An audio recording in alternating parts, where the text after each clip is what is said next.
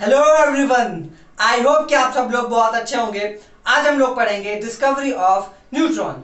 इससे पहले हम लोगों ने बातें की है discovery of electron, discovery of proton, discovery of nucleus, फिर उसके बाद में एटॉमिक मॉडल्स के बारे में, है ना। जे थॉमसन के एटॉमिक मॉडल, रदरफोर्ड के एटॉमिक मॉडल, नील्स बोर के एटॉमिक मॉडल्स, है ना। तब तक नील्स बोर के एटॉमिक मॉडल तक लोगों को यह पता था कि एटम के अंदर में दो चीजें पाई जाती हैं। तो पहला है हमारा इलेक्ट्रॉन और दूसरा हमारा प्रोटॉन। प्रोटॉन जो है न्यूक्लियस में पाया जाता है, यहां पे होता है, और इलेक्ट्रॉन यहां पे इसको क्या कर रहा होता है, रिवॉल्व कर रहा होता है। ठीक है, इसके अराउंड रिवॉल्व कर रहा होता है। अब लोगों को यह भी पता था, यानी साइंटिस्टों को यह भी पता था कि इसका मास जो है 1.672 इंटू 10⁻⁻27 kg होता है, और इसका जो मास होता है वो 9.1 इंटू 10⁻⁻31 kg होता है। ठीक, तो अगर हम दोनों को कंपेयर करें तो ये क्या है, बहुत बहुत बहुत बहुत कम होता है, इसलिए इसको नेग्लेक्ट कर देते हैं। ठीक, और इसको हम लोग उठा लेते हैं। ठीक, काफी भारी है इसके कंपैरिजन में। तो लोगों का या साइंटिस्टों को यही मानना था कि जितना मास प्रोटॉन का होगा, ठीक, या फिर कह सकते हो कि एक एटम के अंदर में जितने भी प्रोटॉन प्रेजेंट होंगे उनके मास का सम जितना होगा वही क्या होगा, एटम का मास होगा। क्या होगा, एटम का मास होगा। जैसे कि मान लेते हैं ये एक एटम है, इसमें 5 प्रोटॉन प्रेजेंट है, तो इन पांचों प्रोटॉन मास का सम हम कर देंगे, तो जितना सम आएगा उतना ही क्या होगा, एटम का मास हो जाएगा। ये लोगों को पता था अभी तक। ठीक, ये लोगों को पता था, लेकिन एक्सपेरिमेंट्स हुए, ऑब्जर्वेशंस हुई, तब जेम्स चैडविक ने क्या किया, हीलियम का क्या किया, मास नापना चालू किया। ठीक, उनको ये लग रहा था कि भैया इसके अंदर में 2 प्रोटॉन होते हैं, है ना, 2 प्रोटॉन होते हैं। इस हिसाब से इसका जो वेट होगा, जो मास होगा इसका, वो अप्रोक्स 2 आना चाहिए, है ना, 2 के बराबर में आना चाहिए। क्योंकि भैया हमें तो यही पता है जितना नंबर ऑफ प्रोटॉन का मास होगा, है ना, जितना भी नंबर ऑफ प्रोटॉन है उनके मास का सम जितना भी होगा उतना ही क्या होगा, एटम का मास होगा, है ना। यानी कि इसमें 2 प्रोटॉन होते हैं और 2 इलेक्ट्रॉन होते हैं। अब इस हिसाब से यहां पे इसका मास जो है 2 होना चाहिए, लेकिन इसका मास अप्रोक्सीमेटली 4 आया। क्यों, कुछ तो गड़बड़ है दया, पता करो। जेम्स चैडविक एक्सपेरिमेंट करने लगे कि भैया अभी तक तो हमें यही पता था कि जितने प्रोटॉन एक एटम में प्रेजेंट होंगे उनका मास ही एटम का मास होगा, लेकिन यहां पे तो बात कुछ और ही हो गई। हीलियम के केस में और जो अदर एलिमेंट्स है, अदर अभी हम एटम की बात करेंगे तो उनमें भी यही चीज हुई थी कि भैया यहां तो 2 ही एटम हैं, तब 2 ही प्रोटॉन है, लेकिन इसका मास जो है 4 के बराबर में क्यों आ रहा है, अप्रोक्सीमेटली 4 क्यों आ रहा है?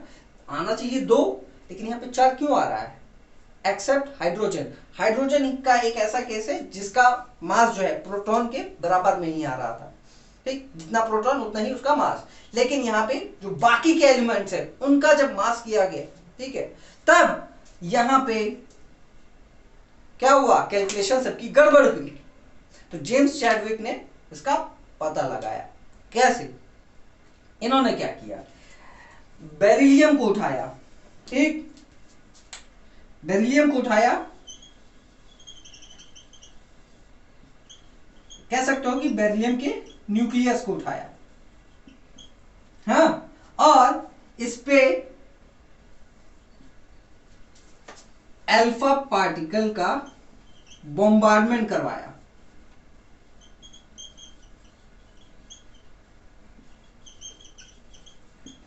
या फिर कह सकते हो कि अल्फा पार्टिकल्स को स्ट्राइक करवाया, वो भी हाई स्पीड में। जब स्ट्राइक करवाया तब यहां से एक पार्टिकल निकला जिसको बोला गया बाद में न्यूट्रॉन। यहां से पार्टिकल निकला, तब जो है बात पते पे आई कि बाबा रे बाबा, यहां पे जो न्यूक्लियस है ना, इसके अंदर में प्रोटॉन के अलावा एक और पार्टिकल है जो कि छुपा हुआ बैठा था, और जिसको हम लोग क्या नाम दे सकते हैं, क्या बोल सकते हैं, न्यूट्रॉन। फिर जब इसका मास किया गया तो पता चला इसका मास जो है कुछ इतना आ रहा है, अप्रोक्सीमेटली जितना प्रोटॉन का मास है उतना ही इसका भी मास है अप्रोक्सीमेटली। लेकिन अगर हम ध्यान से देखें तो इसका मास, न्यूट्रॉन का मास हल्का सा प्रोटॉन से ज्यादा है, ठीक। और जो न्यूक्लियस है वो क्या है, पॉजिटिवली चार्ज होता है। तो इसका मतलब क्या है, वहां पे प्रेजेंट प्रोटॉन्स का जो पॉजिटिव चार्ज है वही चारों तरफ है। इसका मतलब ये हुआ कि ये जो न्यूट्रॉन है उसके ऊपर में जो चार्ज होगा वो क्या होगा, न्यूट्रल होगा। क्या होगा, न्यूट्रल होगा। लेकिन बात हमें ये पता चली कि भैया ये जो न्यूट्रॉन है इसका मास क्या है, हल्का सा प्रोटॉन से ज्यादा है। इसीलिए यहां पे जो हम हीलियम को तौल रहे थे, उसका मास जब हम निकाल रहे थे तो हमें 4 क्यों मिल रहा था, क्योंकि यहां पे 2 तो भैया प्रोटॉन का हो गया मास और 2 इसका हो गया, न्यूट्रॉन का हो गया, ठीक। तब मिलाकर के अप्रोक्सीमेटली कितना आया, 4 आ गया।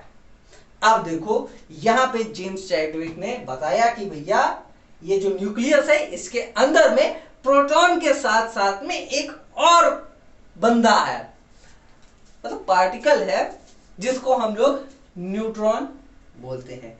इसके ऊपर में कोई चार्ज नहीं होता है, ठीक, लेकिन इसका वेट, इसका मास लगभग इसी के बराबर में, प्रोटॉन के बराबर में होता है, लेकिन हल्का सा ज्यादा ही होता है।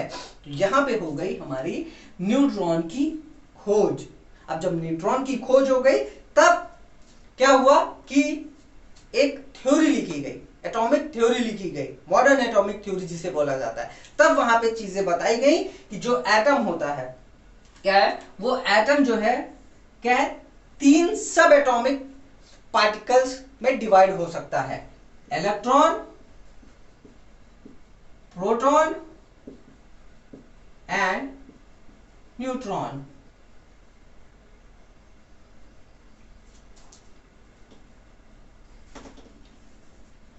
ठीक है, neutron.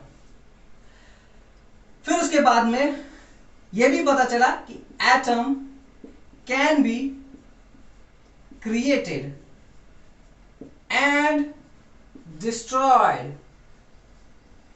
Bye nuclear fission and fusion.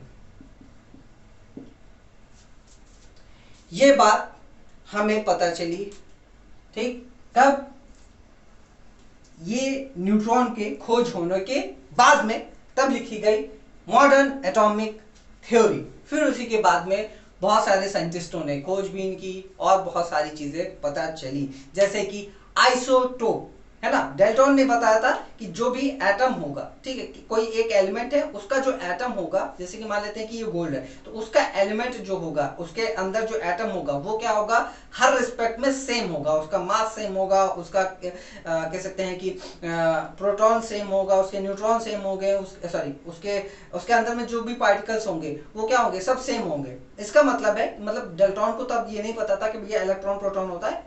मेरे कहने का मतलब ये है कि जो एटम है वो क्या है, उसके अंदर जो भी प्रॉपर्टीज होंगी वो सारी सेम होंगी, ठीक है, यानी कि सारे जो गोल्ड के एटम होंगे वो सब एक समान होंगे, एक ही बराबर होंगे हर केस में। लेकिन फिर उसके बाद में जो मॉडर्न एटॉमिक थ्योरी में ये बोला गया कि ऐसा नहीं है। ऐसा इसलिए नहीं है क्योंकि कुछ ऐसे भी पार्टिकल्स होते हैं जिनका जो कह सकते हैं कि मास अलग होगा लेकिन उनका एटॉमिक नंबर सेम होगा। जैसे गोल्ड है, अब गोल्ड का सॉरी हाइड्रोजन है, अब हाइड्रोजन का क्या है, एटॉमिक मास तो 1 है लेकिन उसके 3 कह सकते हैं कि अलग अलग ऐसे भी पार्टिकल्स होते हैं जिनका मास नंबर अलग अलग होता है। ठीक है, जैसे कि H1 सॉरी हाइड्रोजन, ठीक, ये हो गया हमारा हाइड्रोजन, ये हो गया हमारा ड्यूटेरियम, ये हो गया हमारा ट्राइटियम। ठीक, अब इनका मास क्या है, अलग अलग है, यहां पे लिखा जाता है, वैसे तो मास यहां पे लिखा जाता है, अभी मैं इसके बारे में भी आपको बताता हूं। ठीक, यहां पे देखो एटॉमिक नंबर सबका सेम है और मास नंबर सबका अलग है।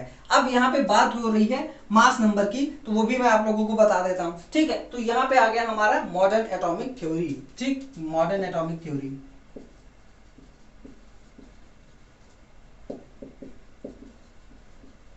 अब कुछ चीजें बता दूं, जैसे कि यहां पे एक एटम लिखा हुआ है, हीलियम है।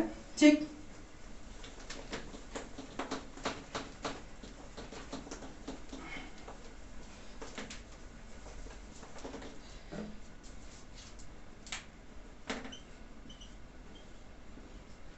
देखिए होता क्या है कि एटॉमिक नंबर यहां पे लिखा जाता है,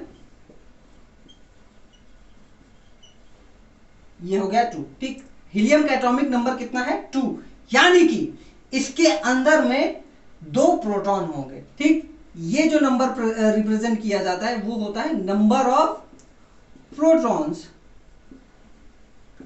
प्रेजेंट इन एटम, ये होता है। ठीक, और ये हमारा जो 4 है, ठीक, ये क्या है हमारा मास नंबर, क्या है मास नंबर।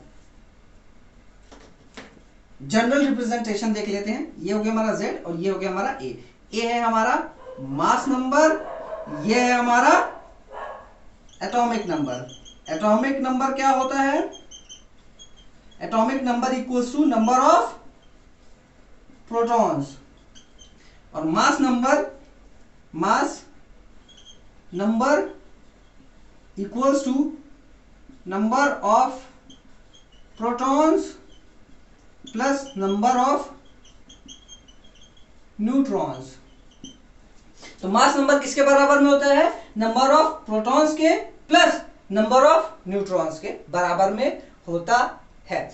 और ये हमारा क्या है, एटम। ठीक, उसका रिप्रेजेंटेशन जैसे कि हमारा हीलियम है, तो हीलियम का जो एटॉमिक नंबर है वो क्या है, 2 है। ठीक, अब एटॉमिक नंबर 2 का मतलब इसके अंदर में, हीलियम के अंदर में कितने प्रोटॉन्स होंगे, 2 प्रोटॉन्स होंगे, और उसका मास नंबर 4 है। ठीक, तो 4 इसलिए है क्योंकि उसके अंदर में 2 न्यूट्रॉन्स है और 2 प्रोटॉन्स है, इसीलिए यहाँ पे कितना है, इसका मास नंबर 4 है। ठीक है, क्लियर है। वैसे यहीं से आप लोगों को क्लियर हो जाएगा ज्यादातर कि भैया इसके अंदर में प्रोटॉन कितना है, और जितना प्रोटॉन होगा, ठीक है, उसी को क्या कर दीजिए आप यहाँ पे हाफ कर दीजिए, उसी आपको पता चल जाएगा कि भैया क्या है वो यहाँ पे कितने नंबर ऑफ न्यूट्रॉन्स है। ठीक, तो नंबर ऑफ न्यूट्रॉन्स हम लोग ऐसे भी निकाल सकते हैं, A minus Z equals to number of neutrons. A क्या है, मास नंबर, और ये क्या है, नंबर ऑफ प्रोटॉन्स। ठीक, इसको आप लोग माइनस कर देंगे तो भी आप लोगों को क्या पता चल जाएगा, नंबर ऑफ न्यूट्रॉन्स। तो यहां तक हमारा हो गया discovery of neutrons, atomic theory के बारे में भी कुछ बात कर ली, और कुछ हम लोगों ने रिप्रेजेंटेशन की बात कर ली। तो ये क्या है, बहुत ज्यादा इंपॉर्टेंट है, क्योंकि अभी बहुत सारी चीजें हम लोग इसी के ऊपर में देखेंगे, समझेंगे, करेंगे। ठीक है, तो इसको जरूर से जरूर आप लोग नोट करिए प्रॉपरली, इसका नोट्स जरूर से जरूर बनाइए, है ना, इसको ध्यान में रखिए, क्योंकि आगे चल करके आपको हर जगह दिखाई देगा। तो ये क्या है, यहाँ पे कह सकते हो कि एक तरह का ये बेस है आपका, यही बेस है, यही आगे चल करके काम आने वाला है, क्योंकि आप ऐसा स्ट्रक्चर बहुत देखोगे, ऐसा रिप्रेजेंटेशन आप बहुत ज्यादा आगे चल करके देखोगे, 12th तक देखोगे। इवन आप हायर स्टडी में जब जाओगे तो वहां पे अगर केमिस्ट्री वगैरह होगी तो भी वहां पे आपको ये सब देखने को मिलेगा। तो इसको ध्यान में रखना है, बहुत ज्यादा जरूरी है। इस वीडियो को जरूर देखिए, एक बार नहीं 2 बार देखिए, लेकिन अपने दिमाग में इस चीज को घुसा लीजिए एकदम से प्रॉपरली। ठीक है, अब यहाँ पे हम लोग अपना ये वीडियो खत्म करते हैं, एंड होता है यहाँ पे हमारा, ठीक।